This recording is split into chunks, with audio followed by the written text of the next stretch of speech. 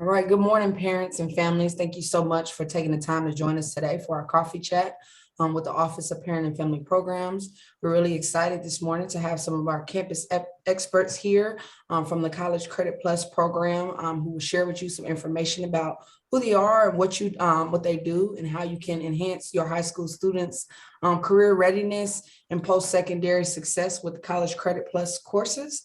College Credit Plus is Ohio's dual enrollment program for 7th to 12th graders to earn college credit and high school credits at the same time by taking courses from Ohio colleges and universities. So without further ado, I will go ahead and turn it over to Beth and Jack, and I'll allow them to introduce themselves. All right, thanks, Diamond. So Jack, if you want to go ahead and advance the slide, we'll take a moment to do some introduction. So my name is Beth Young. I'm the Director of College Credit Services here at UC. So I oversee the CCP team for the university. And Jack, if you want to take a minute to introduce yourself. Absolutely. Thank you, Beth. My name is Jack O'Toole. I'm one of the academic advisors for the University of Cincinnati College Credit Plus team. And then Beth, I'll pass it back over to you. All right, we can go ahead and advance the slide, Jack. So we did just get a little bit of an explainer about what CCP is. So if any of you have ever heard the terms dual enrollment or maybe post-secondary enrollment option, PSEO is what it used to be called, all of those programs rolled up under something called College Credit Plus back in 2015. So it is the state's dual enrollment program for students in grades 7 through 12 who test college ready. They then have the opportunity to enroll at public or some private universities to take credits that could count toward both a high school diploma and a college degree. So the whole point of the program is to get students geared up for college, give them a little bit of a taste of what a college course is like. And it also gives them the opportunity to potentially explore potential majors and programs. Jack, go ahead and advance. So we need to talk a little bit about eligibility because we did mention that it's for students in grades 7 through 12. The other point here is that students must be residents in the state of Ohio. When we talk about eligibility, there are a couple of different ways that a student can demonstrate that they are college ready. What does it mean to be college ready? That essentially means that a student is ready to take on the rigors of a college level course. And we can assess that in a couple of different ways. Some institutions will give students placement tests. Some institutions will have students take the ACT or SAT. And some institutions look at a student's GPA or maybe even a combination thereof. The state does outline what it means to be eligible for CCP. And they're actually in discussion right now to determine, could there be more flexibility to the eligibility component of CCP? So when we talk about eligibility today, we'll talk about what the law and the rule is at the moment.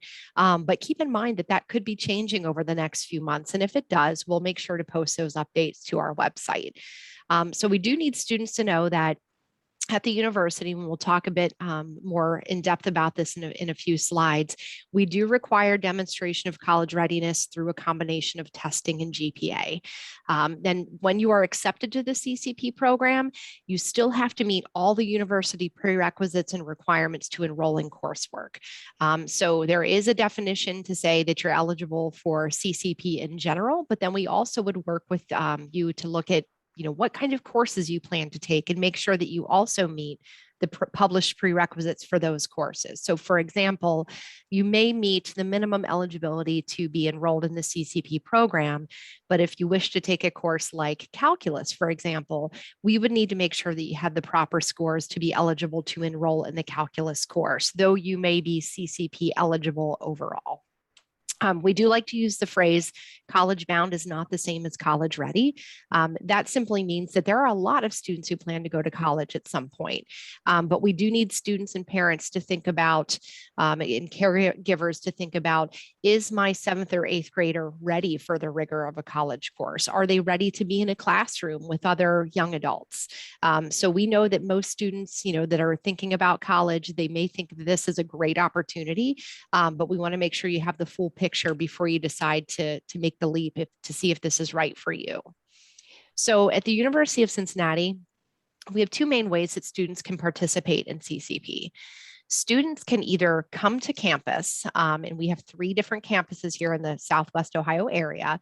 Our main campus in Clifton, which is also referred to as the Uptown campus. We have a campus in Blue Ash, Ohio, and we also have our Claremont College, which is in Batavia, Ohio. Students can take coursework at any one of these 3 campuses, or they can take courses online right alongside other UC students with UC faculty. The other way that students participate with us is by taking courses in their high school building.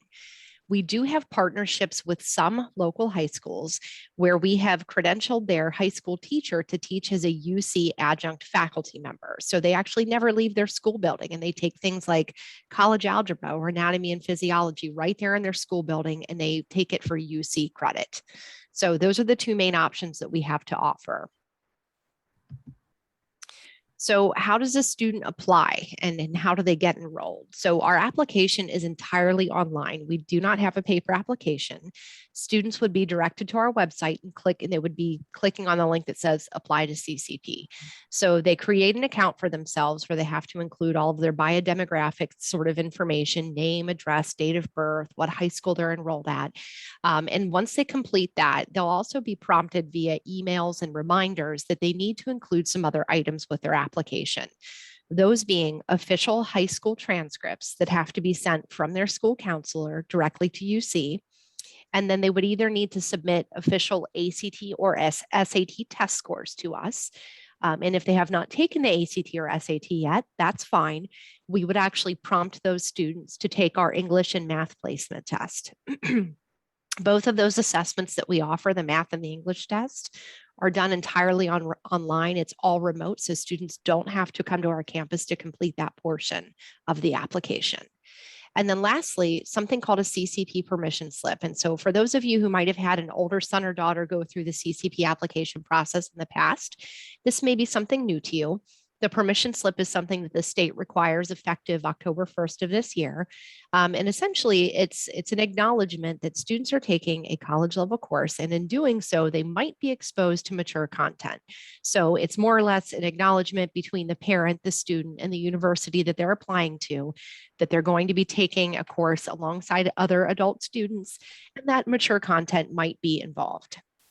So after students complete that process, if they meet our eligibility criteria, they will be admitted to the program. An offer of admission will come to them via email, but there will be a couple of things they'll need to do before they can actually register for classes. The first being an orientation. All of our students have to be oriented to our program so they understand the risks, the benefits, the supports that we have in place, resources that are available to them.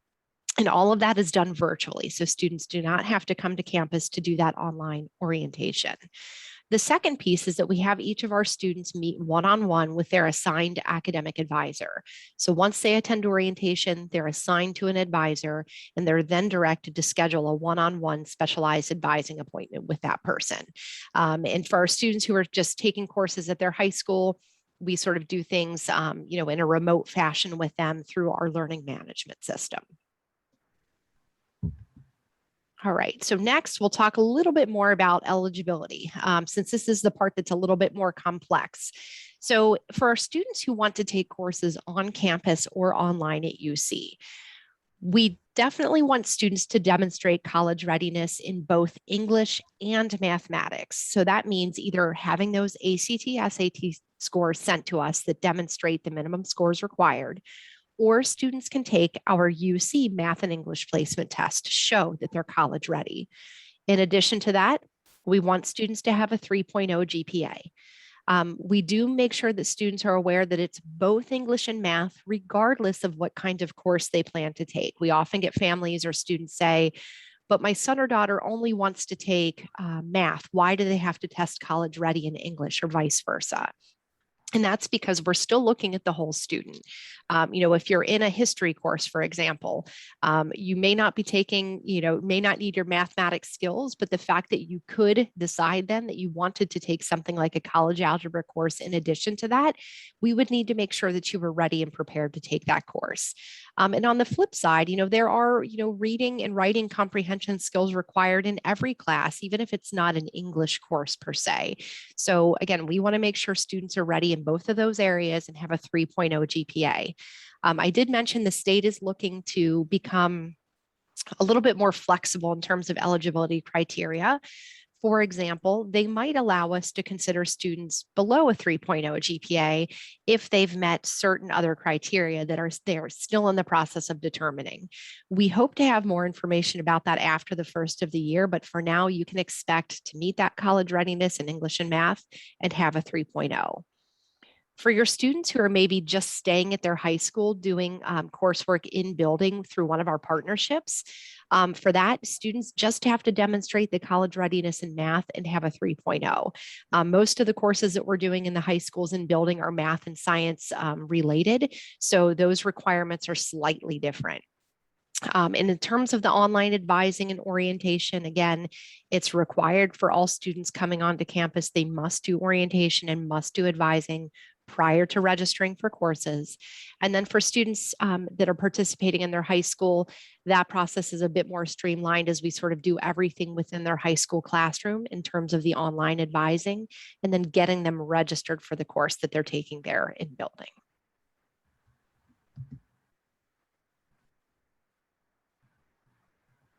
Jack, can you flip to the next slide? Thank you. All right, so we want to go back one because we're actually on the eligibility chart that we need to see. So it'd be the slide just before this one. There we are. So we have a chart here. This is available on our website as well. These are the minimum scores that we currently require to be eligible for CCP at the University of Cincinnati. These are based on the state's requirements that dictate what score considers a student to be remediation free, or in other words, college ready. So if your student is going to provide us with ACT scores, for example, we would need to see an 18 in English and a 22 in the math sub-scores. If by chance your student has, let's say, a 16 in English, but they've got a 25 in math, we would consider their math requirement or their math eligibility met, but we would prompt them to then take our UC English assessment to see if they could reach the minimum score required. So we try to give students a fair shot in saying, well, we can combine scores from different areas to give you an additional chance at the eligibility. So even if you've got the ACT, SAT, and you know what your scores are and they don't quite meet these minimums, we still encourage you to apply because you have the option to take our UC assessments to see if you could qualify in that way.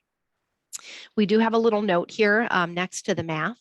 That says, and I sort of gave an example of this earlier, a higher score may be required to meet course prerequisites. So we always want to let students know, remember there's this bar of general CCP eligibility. Did you meet the minimum requirements to be CCP eligible, to be in the program? But that second bar that you have to clear is to make sure that you have the minimum scores required to take the courses that you plan to enroll in. And I gave that example earlier of calculus. So a student could be admitted with a 22 in math and an 18 in English, but if they want to take calculus, they actually have to have a much higher math score. And those are the kinds of things that we can sort out with the student through academic advising and potentially have them take an additional math assessment to see if they can meet that criteria. And next, I think we're going to talk a little bit about numbers at the University of Cincinnati, just to give you an idea of what our participation looks like. Back in 2019, 2020, we had a little over 1,700 students that were enrolled in our program, and they took a fair amount of credit hours. And these students are pretty strong students, you'll see, with a 3.52 average GPA. As you all know, the year 2020 was quite different for us. And with that, we actually saw fewer students enroll in our CCP program, but they were taking more credit hours. And I think it's important to point that out because we really saw an uptick in the way that students were using the CCP program. A lot of students were, maybe not comfortable going back into their high school classroom, or they wanted to take online options. And just the sheer fact that we were offering a lot more online options for students to take. It was really attractive to high school students because it's really flexible for their schedules. As you know, these students are often doing a lot of extracurricular activities or they have part-time jobs. So to be able to take a CCP class that's offered entirely online, asynchronously, so that it's not meeting in a particular date and time every week, was a really great option for students. So we saw a bump in enrollment in that regard. And I think lastly, we're going to be talking a little bit about where we're working in the space here in the Southwest Ohio region. If your student happens to attend one of these high schools that you see listed here, that means that we have a partnership where we are offering courses in the school building at that high school. So right now it's around 30 schools that we're working with. And again, the courses that we offer really vary from school to school. We have a lot of programming and coursework in IT, in foundational engineering courses, math and science, but we do have a couple of others like history and political science peppered in there. Just because you don't see your student's high school listed here, it does not mean that they can't participate with the University of Cincinnati CCP program. It just means we don't have anything to offer them in the school building, but they are more than welcome and encouraged to apply to our program to either come to one of our campuses and take courses on a campus or to try and find online course options. And then last, we'll talk a little bit about CCP funding. So one of the best parts we think about the CCP program is that it's absolutely no cost to students who are enrolled in public school systems within the state of Ohio. There are a few limitations. You must take 30 credit hours or less each academic year, and you can take no more than 120 credit hours over your lifetime in the program. So from 7th through 12th grade, it's 120 credits max, or 30 per year. That may seem like a lot, but what we have to take into account and what you would have to work with your school counselor on is to determine how many hours you actually have available to you. It looks like it's 30, but in reality, if you're taking high school courses that you need to meet your high school diploma requirements, some of those hours actually eat into that 30 credit hour limit. It is extremely rare that we have a student that is taking 30 credit hours in a year. If you look at the statewide statistics, it's pretty frequent that students are taking, 1 to 2 courses in total. Of course, we do have some students who are full-time on our campus. Traditionally, that happens to students during their senior year. But I think, on average, 2 courses is probably the average. That's 6 credit hours over the course of a year. So with that, if you stay within that, that limit, all tuition, fees, textbooks, course materials are entirely covered by the CCP program. And then if any of the parents or families here today happen to attend non-public schools or are part of a homeschool system, those students can also participate in the program. And it may be free if they apply for funding and are awarded funding for each academic year. Non-public school students have their textbooks covered by their high school. Homeschool students are responsible for covering the cost of their textbooks. But in terms of the tuition and fees component, students apply for funding through the state of Ohio, and they have a limited pot of funding that they then divvy up between all the non-public and homeschool students each year. Generally speaking, the families we've worked with, they get all of the funding that they apply for. Students really haven't been shorted out over the last couple of years, fortunately. Even as the program has grown in popularity, most families are finding that they're getting what they've asked for and what they need. So that covers a lot of the sort of the ins and outs of CCP at the state level, what we're looking for in terms of the application process and eligibility. And I'm going to turn it over to Jack now to talk a little bit more about some good to know type items for CCP and some of the frequently asked questions that we get. Thank you, Beth. So some of the good to know facts about the College Credit Plus program are that CCP students are permitted to take courses from multiple institutions concurrently. So for example, if your student was interested in taking CCP courses through UC, they are also able to take courses through other institutions in Ohio, such as St. Clair, Southern State University. So again, CCP students are permitted to take courses from multiple institutions at one time. A new CCP student is always considered and treated as a first-year college student, meaning, for example, at UC, all traditional UC students in undergraduate programs have the opportunity to take advantage of a plethora of student resources on campus. This goes for CCP students as well, as again, they are always considered and treated as first-year college students. CCP students are not given special consideration for admission to competitive UC programs because they participated in CCP at UC. So for example, No CCP student is going to be given special consideration because they took, for example, engineering courses through their CCP lifetime. They would still have to apply to an engineering program at UC, and they would be considered just as every other student as is applying for an engineering program at UC as well. And this goes for all programs at UC. Former and current UC CCP students will have their undergraduate application fee waived.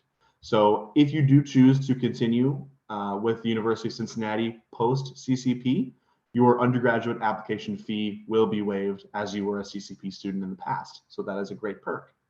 CCP students are held to the same standards as traditional students.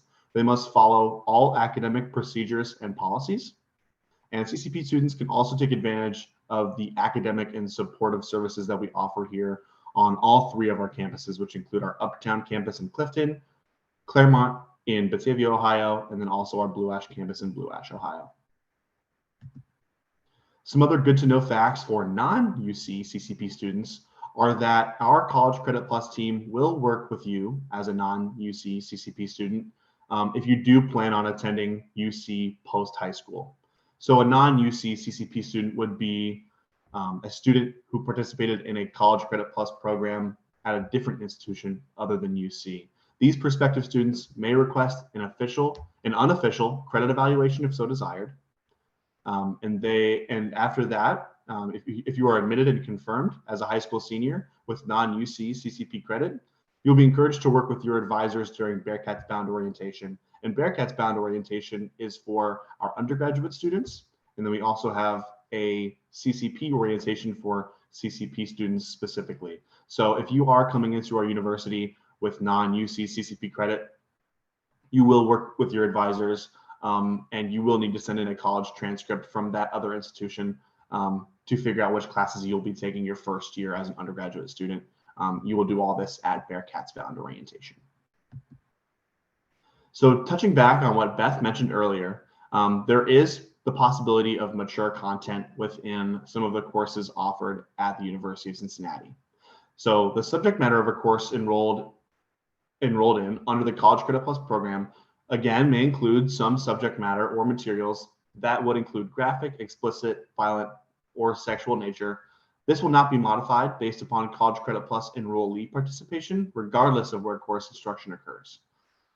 Students and parents are required to sign a Ccp Permission Slip, touching back on what Beth was mentioning earlier, as part of the Ccp application process. What this will do will allow us to see that you've acknowledged the possibility of mature content embedded within certain courses. And this is not to say that every single course that you will take through CCP will have mature content. We are just covering our bases in making sure that you're aware that specific courses may have this content. And a mature content acknowledgement questionnaire will be on the pre-advising form that you will fill out prior to meeting with your advisor. This advising form will be very clear in the process. You won't have to dig to find it anywhere. We'll send it right to you.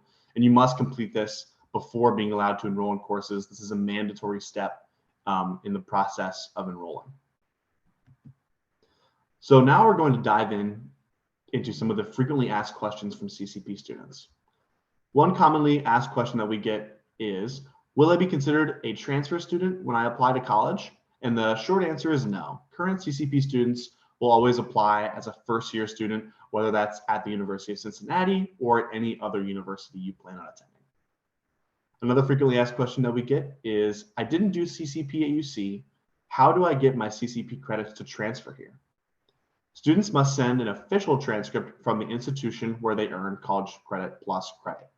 A high school transcript showing CCP credit will not suffice. So you do need an official transcript from whichever institution you attended previously to be able to enroll in specific classes at the University of Cincinnati. So you will need to send that official transcript from the other institution to UC. UC's credit evaluation team will evaluate credit and post their credit to a student's UC record, just as they would for any other student's advanced standing credit. Will CCP affect my financial aid, scholarships, or my athletic eligibility? CCP could affect financial aid and athletic eligibility in certain extreme circumstances. So for example, if you failed to achieve a satisfactory grade in a class, this could affect your financial aid and athletic eligibility for the future. Students should apply as a first-year student, so they are still eligible for scholarships, such as Cincinnatus, as well as a plethora of other scholarships that are available for first-year students at UC. So basically what this means is that although you've taken CCP credit in the past and you've earned credit through CCP at UC, you're still eligible to apply for scholarships that are offered by UC as a first-year student. Another question we frequently get is, I'm not happy with my GPA, or I don't need these credits for my degree. Do I have to send my transcript? The short answer is yes. While first-year student applicants are not required to send their CCP transcripts in order for their application to be complete, they must send an official college transcript before they attend Bearcats Bound orientation. Our advisors during Bearcats Bound orientation need to be aware of the previous credits you've accumulated over the years if you have participated in CCP.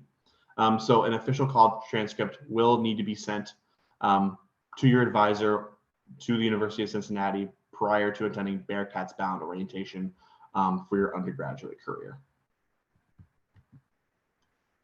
Another question we frequently get is, how will my CCP credits apply toward my degree? Most, if not all, CCP credits will apply toward the degree program in which you are seeking to complete at the University of Cincinnati in some way, shape, or form. This may be in the form of core classes that are specifically designed for specific majors at UC, and this may also be elective classes that you've taken as well. Some degrees require specific electives, and as advisors, we make sure that we are setting our CCP students up for success as they look to chip away at their degree during their secondary schooling career. And do grades really count? What if I'm not happy with my GPA? Yes, grades earned during CCP coursework do count. They are permanent, and they do begin your college GPA as a student at the University of Cincinnati. Poor grades or unsatisfactory grades can impact a student's admissibility to certain college programs. This doesn't mean that you will not be able to enroll as a full-time undergraduate student at the University of Cincinnati if you don't receive good grades throughout your CCP lifetime. We encourage all of our students to utilize our resources on campus as they are treated as traditional students, just as traditional students are treated. So we encourage our students to take advantage of those resources and to reach out to their advisors during office hours. If they have questions, they can always come to their advisors if they have questions as well. But we do want to make it clear that they can affect that admissibility. Your GPA is permanent as you do begin that CCP coursework. So how does UC CCP orientation work? New UC CCP students are required to attend UC CCP orientation. This happens online. It will consist of a short informational presentation put on by our advising team via Zoom. Attendance at this orientation is mandatory. And our final question that we have today is, do I have to go to Bearcats Bound orientation as an undergraduate student? Yes, all former CCP students matriculating after high school graduation must attend Bearcats Bound orientation. Even though you have attended UC CCP orientation for the past, that was for your CCP program. Now that you are a full-time undergraduate student looking to earn a degree, you must attend Bearcats Bound orientation with your fellow Bearcats prior to the first semester that you start school. And I will turn it back over to Beth at this point. All right, so that concludes the information that we had to share with everyone today. I know we do hit a lot of the frequently asked questions, but if there are any at this point that you'd like to pose, please feel free. Beth and Jack, thank you so much for sharing this very helpful information. Makes me wish I had this when I was in school. But certainly, you all cover all the questions that we do have. So if parents do have any questions, come up or want to reach out to you all later, can you tell them how, they can ask questions or contact you? Yep, Jack, do you mind throwing up? Well, I think we took the presentation down, but we had on that last slide, it's our email ccp@uc.edu. That is the best way to reach us as a team. We all check that email account daily, all day through. We usually get back to folks same day, if not same day, within the next 24 business hours. We do not have a phone number. That is partly because we're a small office, a small but mighty team. And since we're often doing, shifts work from home, it's best to reach us via email. That will by far get the easiest and fastest response. And there's our CCP email down there on the bottom left.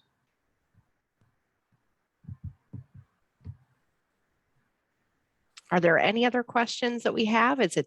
Or does this conclude? I think we've got it all set up. And if anyone has other questions, don't hesitate to reach out to us. And you may see us at presentations in the future, as we often go out during the winter months and present at the local high schools and even some larger groups about CCP overall. So we hope to see you there. Jack, I don't know if everyone else has seen this, but the screen sharing hasn't actually started yet for me. So I just wanted to make sure we capture it again, ccp@uc.edu, in case it doesn't make it onto the recording for folks later. So I have that right, ccp@uc.edu. That's right. Okay. Right. All right, well, I think that's great. And this was super helpful. Thank you both for being with us today and sharing this information with families and future families. We really appreciate your time and sharing your expertise with us. All right, thanks. We appreciate it. Thank you. Thank you so much, Whitney and Diamond. Bye. Bye.